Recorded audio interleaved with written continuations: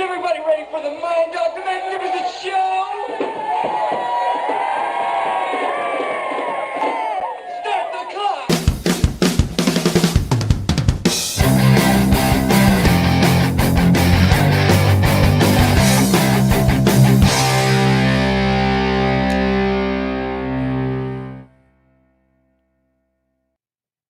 And welcome, my friends, to yet another episode of the Mind Dog TV podcast. I'm Matt Nappo. Thanks for coming. It's great to have you here, as always. This is a business edition of the program, and we're glad to be back on track with business at 1 o'clock, entertainment at 8 p.m. We had some off-the-rails kind of situations where they're getting mixed up and screwing up my brand. Can't be screwing up my brand. And the reason is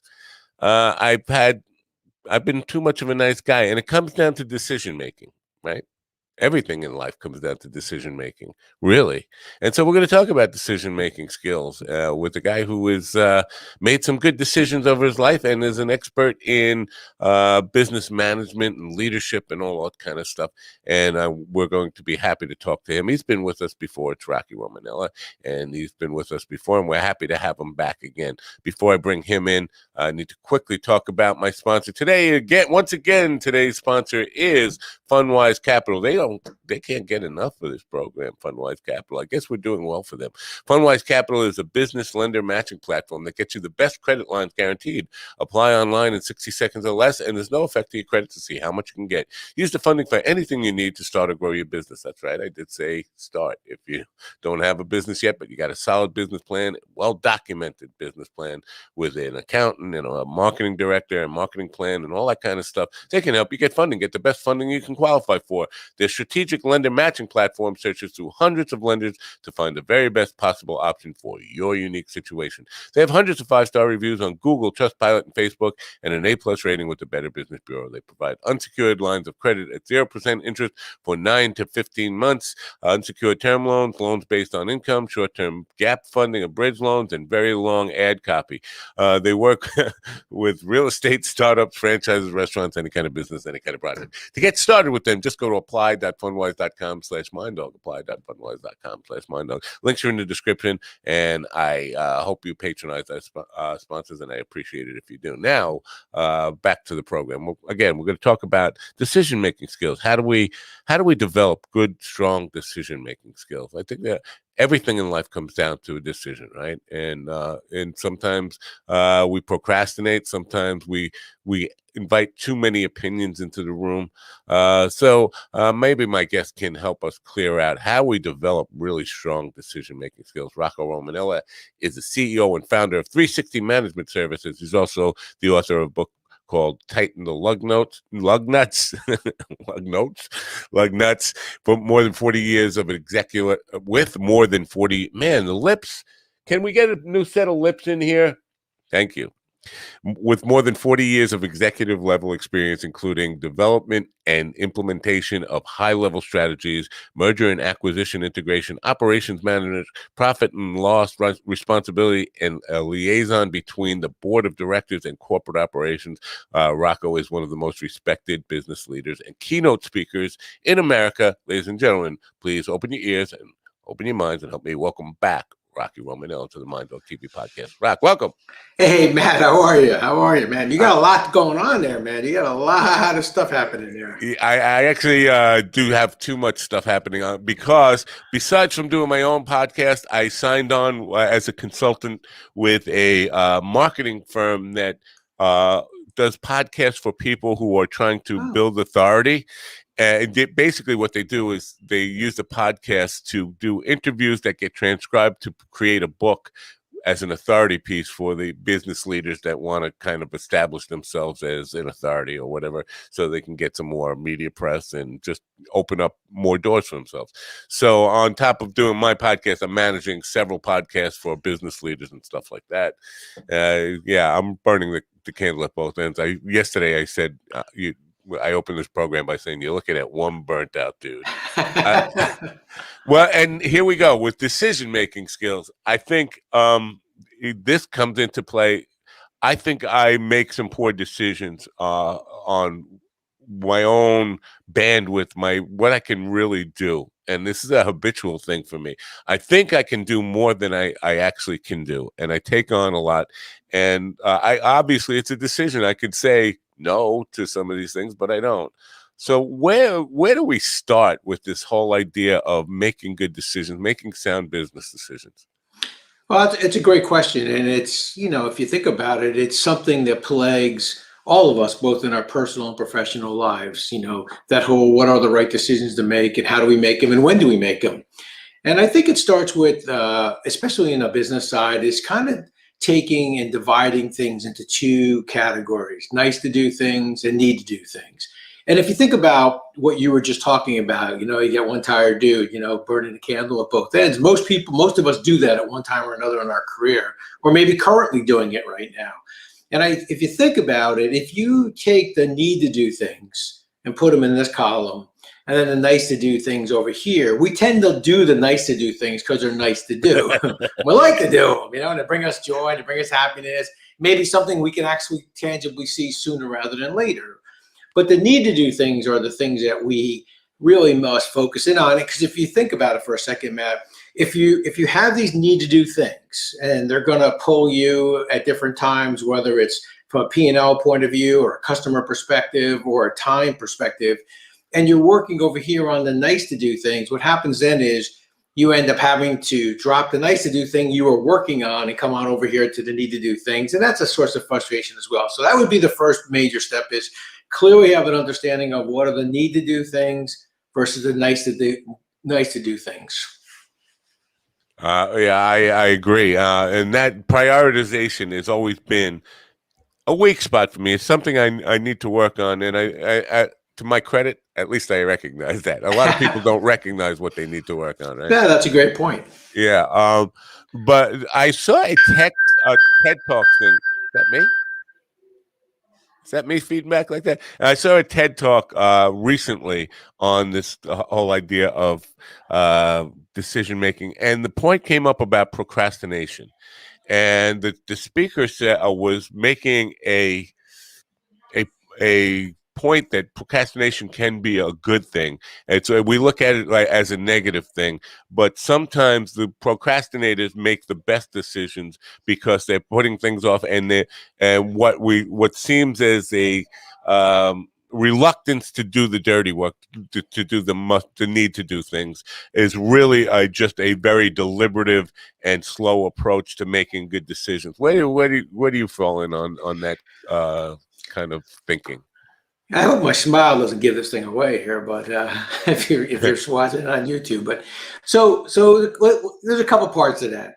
I often say some of the best decisions I've made are the decisions that I haven't made, but those are all conscious decisions not to make. I don't necessarily agree with the concept of, I procrastinated and it was the best decision I made. No, you got lucky. You got lucky that decision you procrastinated on wasn't a decision that you needed to make, whether on behalf of the company or your people or your shareholders or stakeholders. So I don't necessarily disagree that sometimes the best decisions you make are the ones you don't make. But I think it has to be because you clearly understand why you're not going to make it. Procrastination, and you and I have talked about this, and of course the title of my book, Tighten the Lug Nuts, is about that concept of when the lug nuts are loose on a vehicle, they're important. You can simply fix them at that time, but you procrastinate, you get sidetracked on something else. And now what was something you could simply do with a few minutes that was important, a few days later becomes urgent. Then when you have too many urgent things to do, you can only handle so many urgent things. So my example would be, okay, take the lug nut example. I like the wheels on my car, but I'm going to change them to something new. And then I end up spending all this time finding the tires, put new tires. Did I need new tires? No. It was a nice to do thing. So there's an example where maybe the best decision there was not to do it. Yeah, it'd be nice to get new tires someday, and I probably got some miles left on them, but it wasn't the most important thing to do. So I don't necessarily disagree with the concept that sometimes the best decisions you make are the ones you don't make. But I think you have to make that decision consciously while you're letting that decision sit. And I think that, my example would be someone walks in your office and they truly believe we have to let this individual go or fire this person, or they're not the right individual for the job. And I would always say to them, you know what, that may be true, but that same decision will be sitting there tomorrow. So let's take a night's sleep on it. If it's as important to you tomorrow as it is right now today, then we'll make that decision. And quite often people will come in the next day and say, hey, I kind of was all upset yesterday. I was kind of emotional about it. I think let me have a conversation with them. Maybe we can mend that fence. Good decision. So there's a good example where the best decision we made was one we didn't make, which was let's sit on it. If 24 hours from now you're still as fired up about it, or you still have that conviction we have to make that decision, well, then we can discuss it tomorrow. Right. I found myself in the last 2 weeks saying the cliche, too many cooks spoil the broth, several times. And so when that happens, I think that, there's more than just coincidence going on here. I'm getting these messages, but I'm seeing a lot of it. As I mentioned, I'm taking on different types of work, and I'm seeing a lot of executives, not necessarily the CEOs, but decision makers who invite lots and lots of opinions in on any decision that they make, and want to hear from as many people as possible. In my view, that can be counterproductive, especially if your circle is too wide. Where do you fall? Do you have a small circle of people that you rely on for good advice? Do you make most of the decisions yourself? Or are you like one of these people that I've been dealing with over the last 2 weeks who just want to get everybody's opinion before they make a decision? Well, in general, I'm a collaborative type of individual, but that can only go so far, right? You can, think back, you were talking about branding and your brand, and think about, some of the meetings that we've sat in, especially on the marketing side, where you're trying to discuss a logo or, some kind of slogan that you're going to use in a marketing campaign. That wordsmithing could take days. Yeah. Everybody wants this adjective or that adjective. It becomes counterproductive. So I would say it depends on the decision and the importance of the decision. I'm generally a very collaborative individual. To be frank with you, the more important the decision, or the decision that has the widest consequences, I tend to really, close that circle a little bit, right? When we're really dealing with those decisions that are, supremely important to the organization. For example, if it's a financial one, certainly would look at the CFO, would certainly look at, the general counsel, and maybe my best or operator or two to get their senses, right? But when it comes to decisions that impact the masses in terms of, I think I think we may change our policy to business casual, that's where it's probably good to get a broader base, because you've made a decision in your mind that you think it's time to change this process, or maybe to change this approach to how we do things. And so therefore, you've already kind of made that decision. You're leaning that way. Now you're just trying to make it so people feel good about the fact that they're part of that decision. So I really think it depends on the type of decision. But when it comes to where everyone's, you're going to change your slogan, but everyone's got a voice in the adjectives, you're never going to get to the final decision. So at that point, you might as well, hey, thanks. Let me think about it, and I'll get back to you, kind of idea. Yeah, I think a lot of people, and I could be wrong about this, but it seems to me a lot of people have a difficult time discerning between big decisions and small decisions, the ones that need to remain in the highest level of an organization, and the ones where you can get a lot of input. But I see a lot of this going back and forth, where just ridiculous, silly little things, and little decisions get hammered to death, and too many. Everybody in the organization has to be heard from, and then people changing their minds and going back and forth on decisions. It drives me nuts. So the question I have for you, let's say an entry level executive, somebody who you're grooming for higher executive positions, but they're just starting out making decisions, and you want to make sure that you want to instill confidence and give them some autonomy, but you also want to kind of guide their decision-making skills and stuff. How do you walk that tricky tightrope between instilling confidence, letting people have some sense of making good decisions for themselves, but also be managing them in some way to make sure that they are making good decisions? Well, that's a great question, Matt. And I think it starts with the balance of, does their authority equal their responsibility. A good example would be someone who's managing a phone center, and you have customers dialing in, and they're registering or listening to customers who have concerns about a product or a service, and that, for example, you're gonna you can go through this whole chain of command, and ultimately you're going to issue a refund. Well, if that's the case, then you might as well give that that supervisor in charge of that phone center the authority to give the refund. Right. Because they got the responsibility to answering the phone, trying to settle it with the customer, trying to get them to feel good about, the service disconnect and how you're fixing the service disconnect and how you're going to handle it. But then if you're going to say to them, well, I'm going to give, but you got to keep going to your manager, well, you're taking away their authority. And I think that's where you want to have the authority equal responsibility. I'll give you a quick funny story. Whenever I don't enjoy the buying car scenario. In fact, I buy almost all my cars down through Costco because there's no going back and forth. But it used to, the funny example was always you walk into a car dealer, right? And here you are in a, and you meet the first, salesperson, and the first question, hey, how you doing? Are you interested in a car? Yeah. Are you ready to buy a car this evening? And I would say, well, can you sell me a car? Excuse me? Well, can you sell me the car? Yeah, of course I can. All right. Well, that car there is listed at 19.5. I want to offer you 18.5. Oh, you know what? Let me get my manager. Well, then don't ask me if I could buy a car. I didn't bring my parents. Right. You can't even sell me the car. So the next guy shows up. Joe Scafone, Joe. Hey, babe, how are you? How you doing? Sit down. Hey, yeah, thanks for coming in. Yeah, what's going on? I heard you're interested in buying a car and you really want to try to get it done tonight. Yes, sir, I do. I say, can you sell me the car? Of course you can sell you the car. I'm the manager. Okay, 19.5, I want to offer you 18.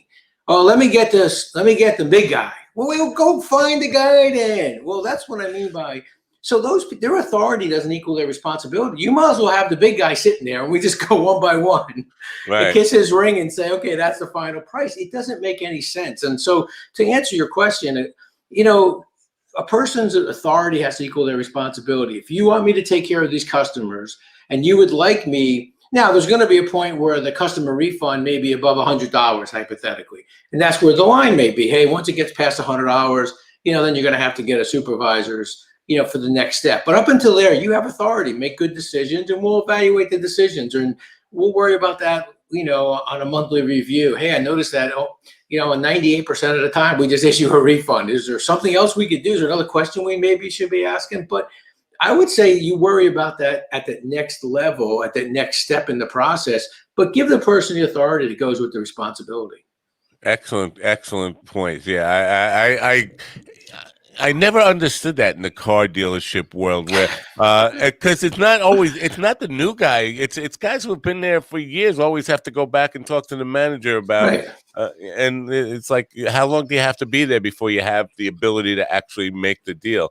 And in sales, we're always taught, make sure you have the decision makers, because you're wasting your pitch on the people who can't make a decision. And then you walk into a dealership like that, and you're almost always talking to somebody who really does not have the authority to make the decision. Well, how about this real quick? So how about this, Matt? So here you are. They're trying to sell you on this vehicle that has the greatest technology in the world. Right. Oh, this car can do anything. It takes your blood pressure, calls to head to the gas station. Hey, he's coming in, get him a black coffee and fill him up. All this great technology. Then you go to the finance guy, and the guy is printing out sheets of paper that are still have carbon paper in them. He's ripping the sides off. I said, you got a TRS 80 over there? What are you using, for crying out loud? The car's got more technology than you do as the finance manager. Yeah. People just don't understand how bad that stuff really looks. You try it, right? Yeah. You killed like 30 trees for this loan I got here. Come on, man. You got to have a little more technology than that. Right. Yeah, I hear that. So nobody's perfect. Everybody sometimes makes a decision that goes the wrong way. What is the mindset when that happens? Because you can put in all your due diligence, think you're making a good decision, but for some reason or other, and it's not necessarily things that are within our control, that decision turns out to not work out. How do you reassess and go move forward to that? Do you try to, and I know it's a kind of an individual thing, but is it necessary to kind of backtrack and look at the whole history of how that decision was made before you can move forward? Well, let's break it up quickly into two parts. The first part is we're going to make decisions. Some of the best learnings we get are through our mistakes. So you're going to make mistakes, make them small, make them fast, and move on.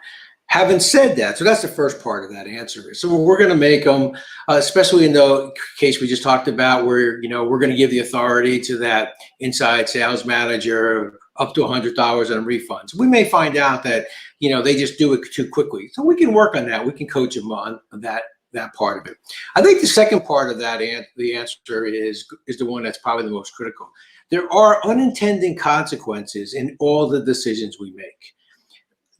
In a good decision that's really working well, there are some bad unintended consequences. They're just so small we don't recognize them, or they're not that important at that time.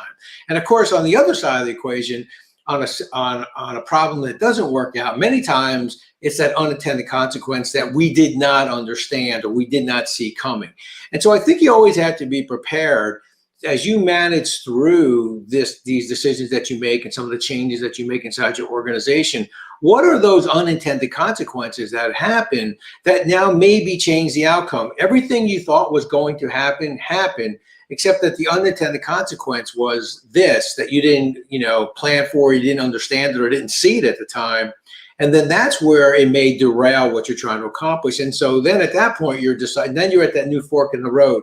Well, can I manage through the unintended consequence? Can I fix it? Or does this mean I may have to go back to, ground zero and start over again because this unintended consequence is far greater than I thought it was going to be? And so the ability to manage through those unintended consequences. Well, the first step that's why one of the things that we've talked about before in your show is this concept of not stopping at the first right answer. When someone brings me an answer or a new idea or something, a new decision to be made, I'm challenging them not because I don't think it may be a good idea. I'm challenging them not to stop at that first right answer in the hopes that maybe we can find some of the unintended consequences. And if we do, then we have to decide, well, wait a second, if then go to, if we did this and this with that decision, this may happen, then that may be a problem. A quick example would be, if you think about, forget whether you think about how you think about or feel about the Affordable Care Act.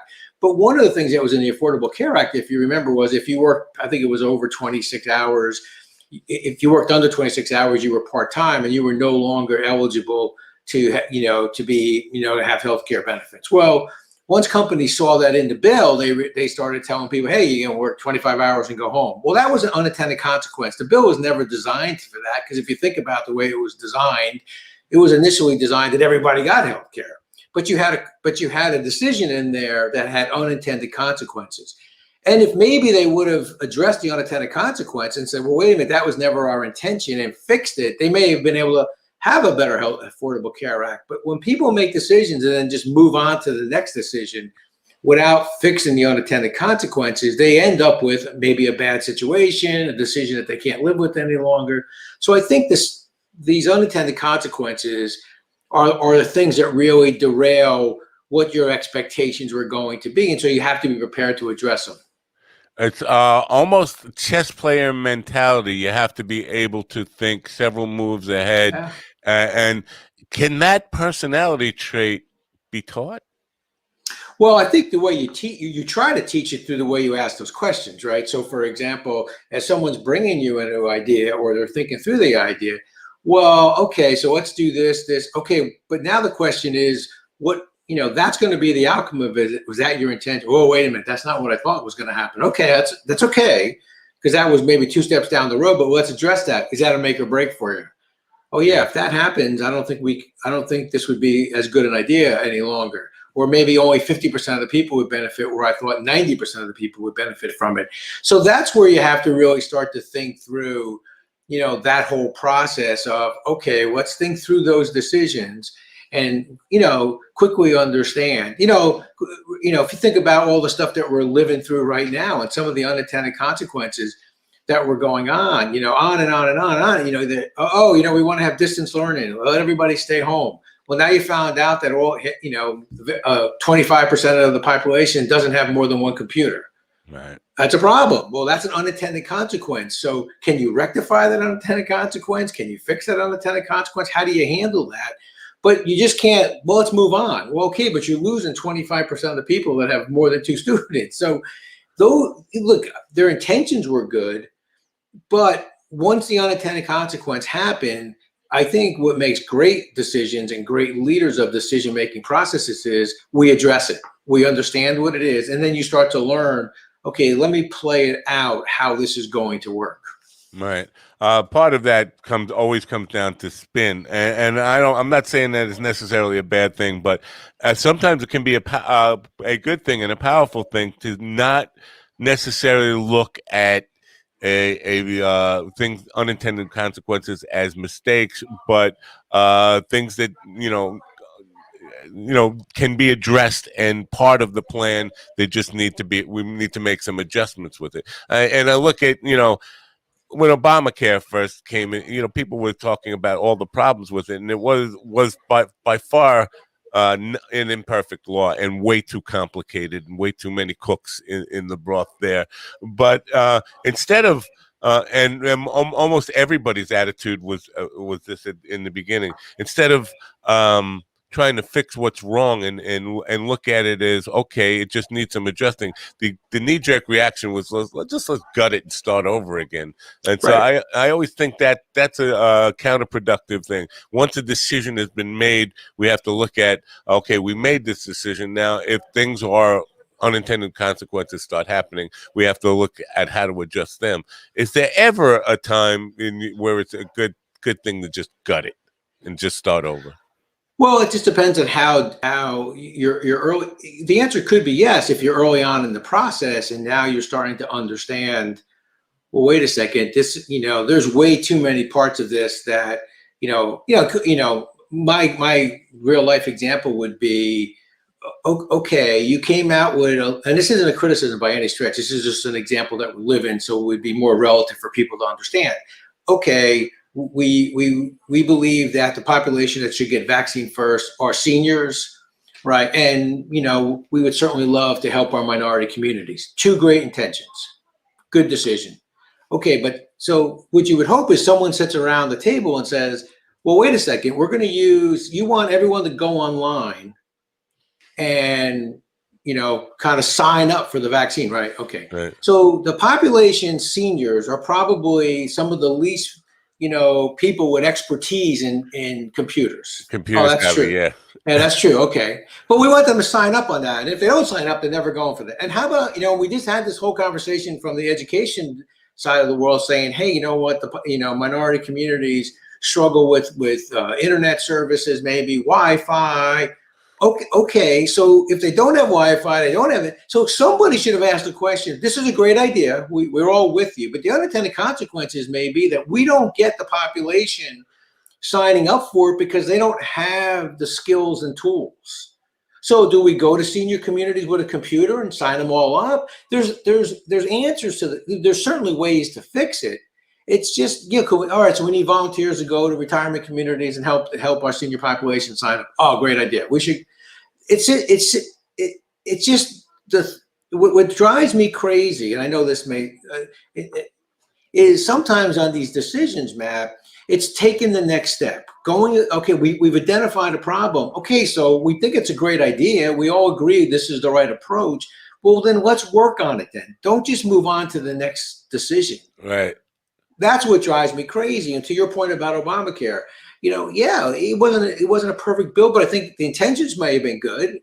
But okay, well then, if you believe in your heart that this is the right way to go, well then, okay, once that was identified as a problem, well, go fix it then.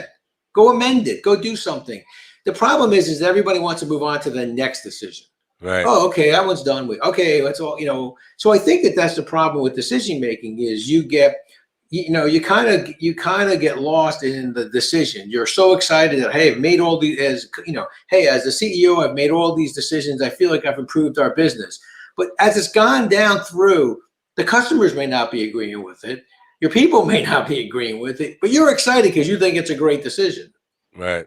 You got to get that feedback. You have to solicit feedback. You have to allow both, your customers and your people in a business set to kind of walk in your office and close the door and say, Matt, this is a great idea. We all agree. We all thought But I got to tell you, it's not being received the way you think it's being received. And then as a CEO or a leader, you should say, well, why is that? What are the things we can be doing? And then what you're going to find out is that there were some unintended consequences which is fine, that you may not have, vetted them out, because you can't vet them all out anyway. It's unrealistic to think that you're going to think of everything that happens, but you have to be open to it, that it could happen. So therefore you need to do the follow-up questions to make sure that you're not missing them. Yeah, and just just briefly, because you brought up the homeschooling thing, and that I saw something this morning. It made me kind of gave me pause to wonder where we will be in the future, because it said if you think things are bad now, 20 years from now, people are going to be running the country who are homeschooled by day drinkers. And that is going to be an unintended consequence of what we were talking about, for sure. But in this idea about politics today is really just, it's so divisive. But and we have team players, and so people will get behind an idea and support it just because they happen to be on one team or another. But I think in business, obviously it's not that divisive as in politics, but it's important to have people who are looking at it from different perspectives without reaching that line to where politics is, where it's just like people are dug in and over ideologies and stuff like that. But it's important to have contrary opinions and contrary thoughts on any idea, and get some input, and not have a company of, quote, yes men, right? Oh, absolutely. I mean, diversity is one of the greatest attributes of an organization, and it's one of the greatest things that you could foster inside your organization. Look, there's the obvious diversity of the individuals who work inside your organization from different, kind of race, creeds, genders, but there's also a diversity of thought, right, that everybody brings. I mean, so I think that diversity is such an important component, and it makes you a better, stronger company, a better, stronger team. The trick to a great team is allowing people to be individuals within the confines of the team goals. You don't want all robots. You don't want all people thinking alike. You don't want everybody looking alike or acting alike. What you want is those individuals who look at things differently, feel about things differently, can kind of articulate different views, but they also understand, hey, I'm part of a team. I mean, that's the real success of a great franchise organization. You have independent business owners within the confines of a franchise organization. That's the thing I learned when I was working at UPS and I was running the UPS store.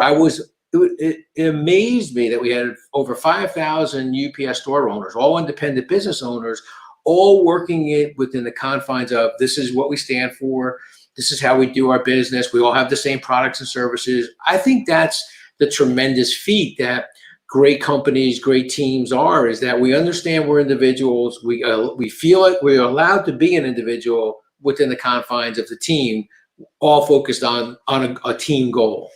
Right. Now it occurs to me that because just the concept of good, strong decision-making skills, it's kind of a vague thing. And I'm thinking back over my career, and I don't think once ever did an HR person talk to me about how I go about making decisions. And I don't think any of my mentors ever really spoke to me about my process for making good decisions. Did you ever come across that, where a mentor of yours sat down with you and said, tell me how you came about making this decision? What was your process in going through the thought process of making this decision, and how can we build upon that? Did that ever happen to you? Because it never happened to me, and I think it's probably something that we overlook in the business world. It's interesting. It wasn't formalized or maybe articulated as a management decision, but there was a few individuals I worked for who clearly looked at things differently than others did when it came to making decisions. And so for me, I kind of developed over the course of time a decision-making process that kind of took the best out of all of them, right? So for example, I worked for an individual who's passed away, unfortunately, Ed Chip, just an amazing individual, but it always looked at things from its widest consequences and would ask you different questions about different things that were clearly not part of the obvious, but it kind of got you to think, right? You tilted your head. Okay, that kind of makes sense. And then, there was another individual who worked for a gentleman by the name of Bud Yard who was, was so focused on, okay, how does this impact our people? And so for me, as you know, I just, in my book, I talk about this concept of the balanced leadership. That's how my balanced leadership decision-making process came about. And it's interesting for me, that's my decision-making process. When people bring me an idea, for example, we have a new product or we have a new service, they would present to me this product or service. And of course, the marketing people, they would be sitting there banging on a calculator, probably have 600 or 700 page PowerPoint presentation on this whole product. And that's great, colors, graphics, bells and whistles. And I would look and say, okay, the customer's represented. We did our homework. Okay. And then, of course, the CFO, he or she's banging on a calculator.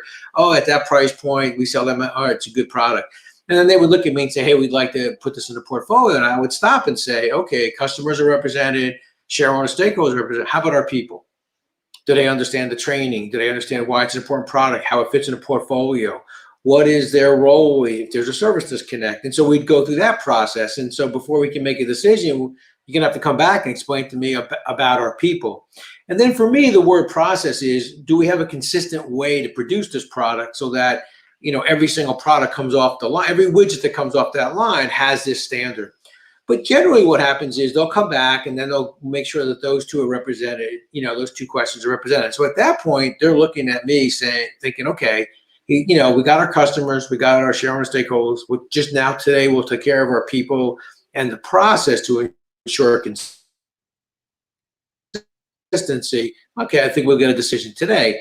And they would, they would come forth, make the presentation. And then I'd ask them the final questions, Matt, that everybody got. And I look at them and say, okay, if this was your candy store, if you were writing the check out of your personal checking account, would you do this? Ooh. And 80% of the time, people would say, yeah, absolutely. Oh, yeah, it's great. 20% of the time, people would say to me, I can remember the one like it was yesterday. No, I would never do that. Excuse me? Well, if this was my company, I wouldn't do this. But you just presented to me why we should do this. You say, well, you told me we needed a new product. You told us we needed more revenue. We're struggling with our profitability. I think this could be a product that could do that. Well, why wouldn't you do it? Oh, there's too many problems with that product. So that to me is the final question. When someone says, yeah, I'm all in. Yes, if this was my candy store, I would write that out of my personal checking account. Well, then you know what? Unless you find something in your mind that's really wrong, you go with it because they're that committed that they would write that check out of their personal checking account. Right. I would cover a lot to unpack there. Well, several things to unpack. I don't know about a lot, but several things to unpack there. First of all, I think when you say that missing element is how does it affect our people, I think that decision is where many company cultures start to sour, because if the people feel left out or don't understand the decisions that the company is making that will benefit their customers and benefit the shareholders or the company, but doesn't take into account the people who need to produce the service or product, I think that's where a lot of you can ruin the culture of a company because it hasn't been delegated or explained properly to the rank and file, the people who are actually doing it. I think that's where a lot of things go wrong, and where cultures start to go wrong, and resentment and the kind of gossiping or backbiting talk that goes on in offices sometimes about and where people get to hate management, or it's like us against the management now. That thing starts to happen when you don't take the people into account. So there's that point. And then we're talking about the people who, if it was your company, would you make the decision? We're talking about risk management. And so every decision really is about managing risk, right? There's going to be some risk, but what's the reward? But I think some of those people might look at it like, well, the company can afford to take bigger risks than I could if it were me personally, and that's why I would not make that decision. I would not do it if it was my company, right? So it all comes down to risk management. Well, and I think you're trying to get them to feel like they're part of the organization. That look, I've listened to what you've presented. But when I make the decision, yes, we're going to go forward with it. I want to make sure that I've got a person who believes in it to the point where because once we make a decision, I don't look back. That's the other thing is, hey, look, we may find things that don't go the way we want them to go, but we're all sat around the room. We all looked at each other and we nodded. And we said, yeah, we're all in. Let's go do it. And you said, as the driver of this project, that if it was my candy store, I would do it. Well, I'm going with you then, But if you're not willing to do it, or you're not willing to be all in, it's hard for the rest of us to kind of make that decision. So that's an interesting. It really allows people to feel like they're part of something special. Okay, you know what? People would always say, I would always say to people, you want to think like a customer. You want your people to feel like, valued individuals, but you want to act like an owner in all the decisions that you make, and that's that entrepreneurial spirit that, when you're in a big company, it's hard to have it. Well, this is a way to kind of give people that entrepreneurial spirit of, okay, well, this is your candy store. Would you do it? Right. Responsibility and blame are not the same thing. And I think some senior level executives lose sight of that. And so when some decisions have shown many unintended consequences, and in my experience, and I have one that's fresh in my mind, where things didn't go right, but we all agreed to take this path. Everybody in the room sat and nodded yes, or gave their approval on it. Mm-hmm. And then when the unintended consequences came, it was the guy who first approached the idea who's taking the blame for it. And the finger of blame starts to come out and rather than how can we address this and make it right, let's just hang somebody out to dry. That's not productive at all, but it happens, right? Oh my God. Hey, we're coming upon Easter here. It's like, give me the head of John the Baptist, right? It's like, hey, go find me the martyr for this process. Right. It's like, it doesn't work that way, right? And that's where I think that when those things start to happen, and look, we've all been part of it. We've all been, seen it happen. I think you have to ask your question. It always goes back to, well, wait a second. This was festering long before this decision. So somehow the team dynamics weren't as good as I thought they were, or there were some more things going on here behind the scenes, that this is almost kind of the straw that breaks the camel's back. Now we're all pointing fingers at each other. I would always go back and think to myself, I really thought we were all on the same page, but clearly we weren't, right? Clearly there were some people who just, I'm just going to go along with it. It ain't my responsibility anyway. Let somebody else worry about it. Well, okay. And now you're part of the decision. So I think that, really you have to take a look inside, and every decision that doesn't work, it's okay. We're going to learn from it. They happen. But I think it always starts with you as the leader of taking a step back and understanding, well, what could I have done better? It starts with you, right? When someone leaves the organization, someone says, they weren't happy here. They weren't really a good fit. Well, I always take a step back and look at, well, wait a second here. We hired that individual. We all nodded our heads thinking they were the right person. Now, I know that people don't always fit at times, but why? What did we miss? What were the questions we asked?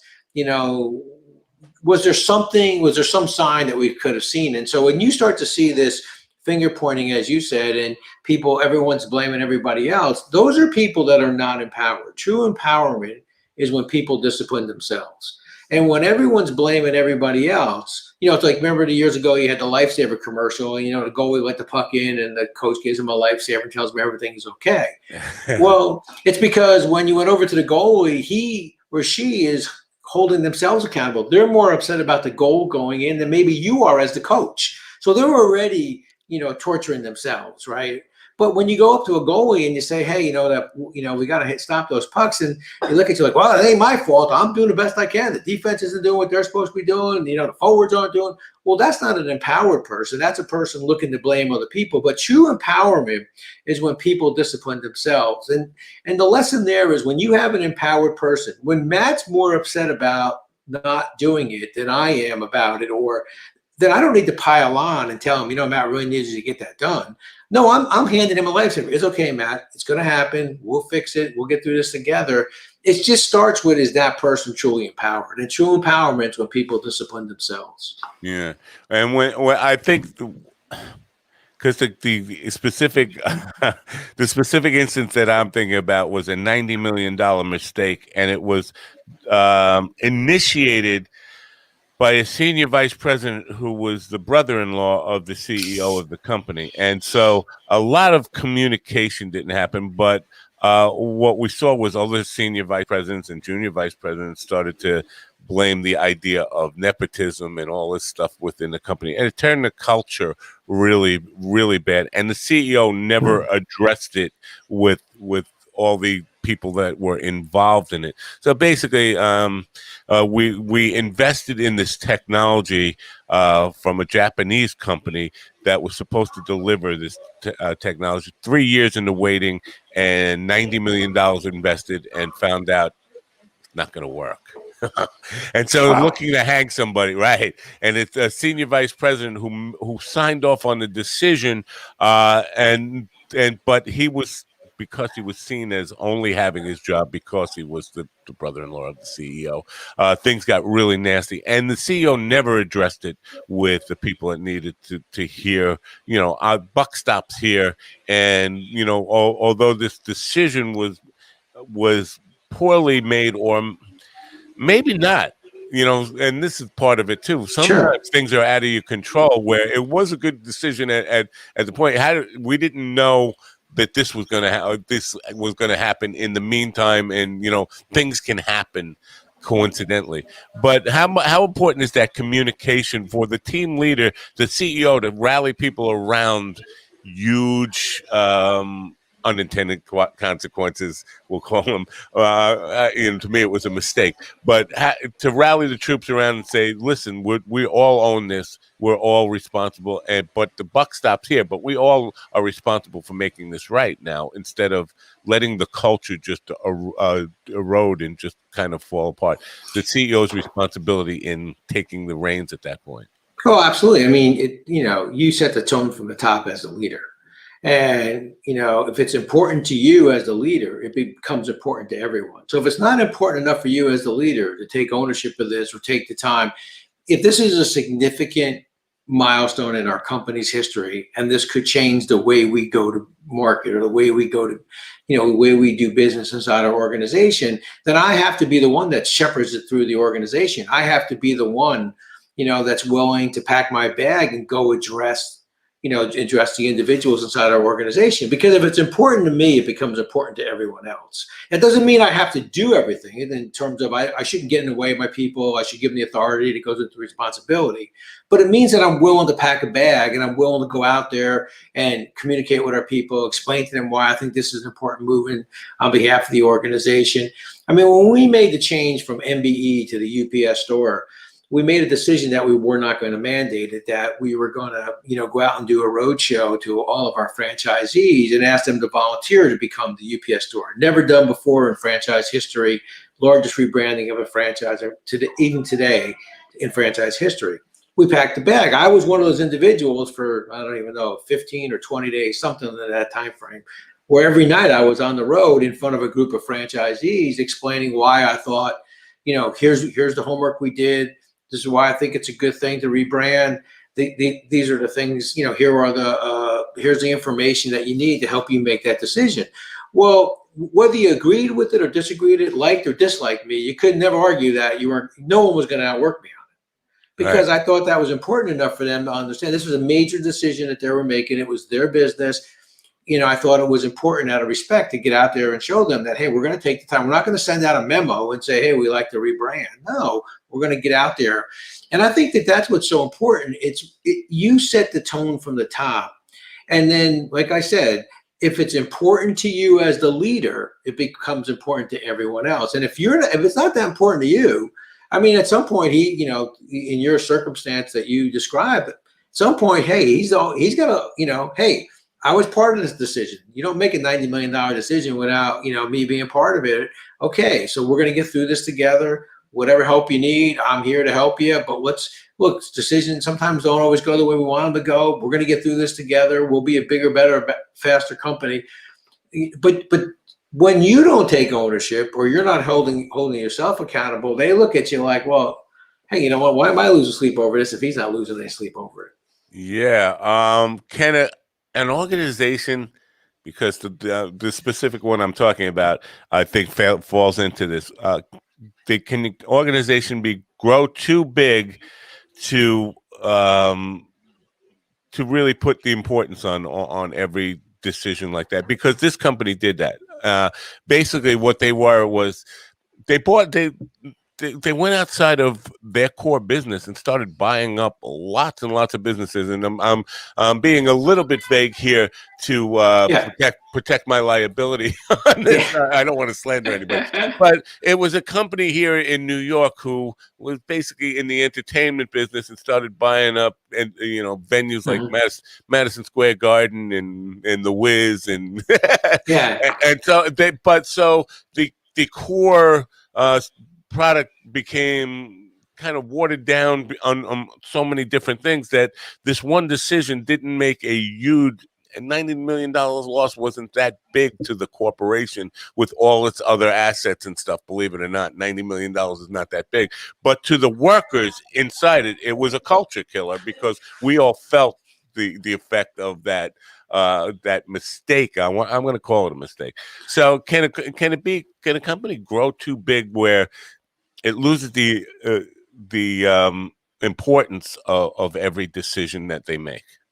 Well, the answer is yes, they can, but that's what you would hope that a good CEO, because in the end of the, because what ends up happening, to be frank with you, is when you're, a $60 billion company, and you bought a $20 million company, and you know what, it didn't work out the way we wanted to, the integration, the way we go, we ended up, folding up the company almost. Well, 20 million on a 60 billion is not even a rounding error to them. Right. But But as a they're director or a VP in that decision making of buying the $20 million company, you take it personally, and it can affect your psyche. It can affect your professional development and career growth, even though, and even more so if the corporate or the heads and the shareholders don't take it like it meant something to them. You just kind of, and so there's an important part in developing your people and letting them know that the decisions they make count. And so if you blow off a $20 million or a $90 million mistake, it can really have a detrimental effect on your culture, but also on the personal development personal development of your decision makers. Yes or no? Oh, absolutely. And I think it's terrible that these things happen, because at the end of every one of these decisions is an individual who has to go home and tell his or her family that they no longer work at the company because it didn't work out, or this acquisition didn't go the way everybody thought it did. There's a person at the end of it. And the minute you start losing sight of individuals, look, I understand it. My largest operation was probably 80,000 employees. My geography largest operation probably was North, South America, Mexico. Think about that. So, you're going across cultures and different languages, but at the end of the day, they were all individuals. And the minute you get callous to the point where you're not seeing an individual, then that's when you start to make decisions. And it's like, oh, well, too bad it didn't work out. No, it's not too bad it didn't work out. It didn't work out because now maybe it was maybe to your point, there were some things that, in our due diligence, maybe there was something wrong with the technology wasn't as good as we thought, or whatever. There may be legitimate reasons, but you can never lose sight of the fact that there was an individual at the end of that decision that's going to get impacted.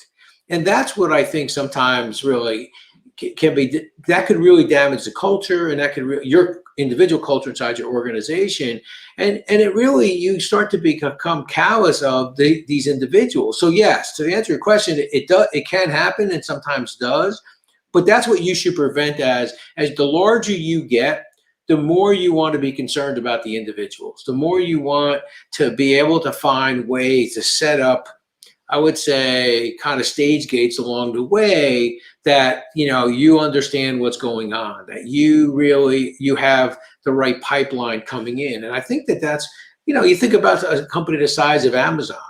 They're going through a unionization attempt in the South or whatever.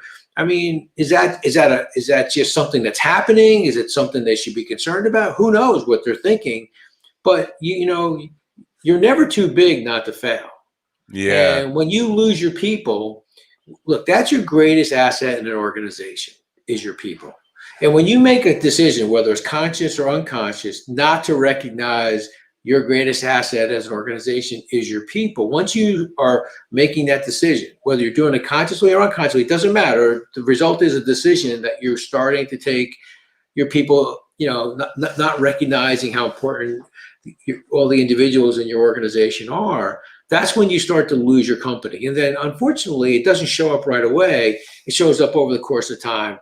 And whenever something's going south in an organization, you never lose your worst employees. You always lose your best employees. Right. Yes. Right. Right. Absolutely. The best when people are knocking on the door saying, "Hey, I can't believe it. Matt just left." Matt's one of our top guys. Hey, you can't believe Mary just left. Mary, I thought Mary was our top candidate for a next level promotion. Yeah, but she is. But she wanted to do this, and this. Well, when you start to lose your top people, that's a sign that they're sensing that things aren't the same as it once was, or they don't feel like they belong. The culture and the values inside the organization aren't the same cultures and values when they started. That's when you really have to start asking your questions as a leader. Hey, what's going on down there? That's when you got to get in a car, get in an airplane, and fly out there and kind of walk around. Don't wait to be undercover boss on TV. Get out there before it's undercover boss. Right. Go be friends. Everybody knows your name. Get out there and find out. Go walk. Go see what's going on. That point hit home because I'm still thinking about this $90 million, and this was at $90 million in 1997, so it was more money then. But the day that mistake was made, the smartest guy I ever worked with, and the smartest guy I've ever known, really, sent an email with his resignation that day. Right. And I saw somebody walking down the hall just after I read the email, and they said, "Did you read the email? I want to see when I want to be at ground zero when the bomb hits." And then, but within 2 months, I think probably 20 of the top people in that team of the corporation had left because of that mistake. So yeah, I mean, that hit home pretty hard for me. There's something to think about, Matt, too. Something to always remember, and something for maybe from an audience perspective to kind of take a step back and think about is the first 100 years of an organization doesn't guarantee the second 100 years. Right. And what I mean by that is, if you think about it, like 105 or 6-year anniversary when, they closed all the Woolworths, the 5 and dime. Now I'm showing my age here a little bit, but 5 and dime stores. And they asked the CEO of Woolworths, "Why are you closing?" He said, "Well, nobody buys from 5 and dimes anymore." Now, my question to you is this: can you put up another Dollar Tree, under $5, Dollar General store up someplace? No, there's Woolworths out there. Just somebody else did them because you lost your way, right? On the over 100-year anniversary of the Sears and Roebuck catalog, they asked the Sears CEO, "Well, why don't you have a Sears and Roebuck catalog?" "Well, nobody buys from catalogs anymore." Can you get another catalog in the mail, for crying out loud? And by the way, who is Sears and Roebuck today? Is Amazon. You're just buying it online. So it's not that people aren't buying online or they don't go to 5 and dimes. You lost your way. You had decisions that you made, didn't go the right way. And then as you woke up one day and you didn't even recognize yourself or your company in the mirror anymore. Right. And the whole idea behind getting behind this idea of everything you do is a decision. Everything that happens in business is a decision. Everything nothing happens to you by chance. And so it's about personal responsibility and accountability, and building good decisions will make that more a more comfortable and easy ride. And that was my purpose in approaching this topic here today. Can you think of anything on this topic that I forgot to ask you or should have asked you? No, and I think that, ultimately what I think one of the things that you should always remember as a leader, it's never about you, it's always about your people. And so as you're making the decisions, just make sure that all 3 constituents are represented at the table. That's your responsibility, to make sure that those 3 key constituents, your customers, your people, and your shareholders and stakeholders, are represented at that decision-making table. And if all 3 have a seat at the table and have the opportunity to be represented, then you'll make much better decisions because you'll be in balance. And I think that's what's key. You want to think like a customer, you want your people to feel like valued individuals, and you want to act like an owner in all of the decisions that you make. That's my biggest takeaway from it, and that the part about the people, including your people in that decision, is my biggest takeaway from this conversation. And I'd be curious to hear what other people have to say. Rock, I'm grateful for your time and insight as always. Opening day is upon us. What do you think? Well, I'm a Met fan, so I'm just sitting there hoping that Lindor signs. 325 for 10 years didn't seem like a bad offer for Lindor, but who knows? I don't know. Yeah. I think it's going to be fun, though. I'm looking forward to baseball. How did you see yesterday football? They're going to 17 games. Yeah, I'm ready to go back to baseball. My brother's been kind of, he's a huge Met fan since 1962, and he's kind of been pushing me back. And it's just like, I know Wilpon's out of the game now, and that was what I put the line in the sand. I wasn't going back until Wilpon sold the team. He has, so I'm ready to start, but. I don't know. I'm scared. I don't want to get my heart broken again. I live too much living day to day on how the team did and letting it affect my emotions. There has to be some kind of psychotherapy course for people who let sports affect their lives too much. Like, a loss will make me angry for it until the next win, and a win will make me happy until the next loss. Next loss, yeah. Yeah. So, well, I do appreciate your time here. I hope people will look you up for keynote speeches and leadership consultation and all the stuff you do. 360managementservices.com. Rocky, again, I appreciate every bit of time you give me here, and I look forward to talking to you again soon. Thanks, Matt. Be safe. Always great talking to you. Hey, let's go Mets. Let's go Mets. All right, bye for now. Rocco Romanella, folks. Great stuff from him. Guy's got a world of experience, great insight, great advice. Again, my biggest takeaway is the stuff about including your people in that triumvirate that needs to be taken into account in decisions that you make. I'm curious what your big takeaway from the program is. You can always write to me at info@minddogtv, info@minddogtv.com. I've already forgotten who's on tonight. So let me, tonight we have film night. I forgot about this. Adam Lippy will be here, and we're going to be discussing, it's the last Wednesday of the month. How can I forget this stuff? We're going to be discussing the film Hard Eight, which is a classic film. And so join us tonight at 8 p.m. On the entertainment edition. Till then, I'm Matt Napple for the Mind Dog TV podcast. Thanks for joining me. Have a great rest of your day, and bye for now.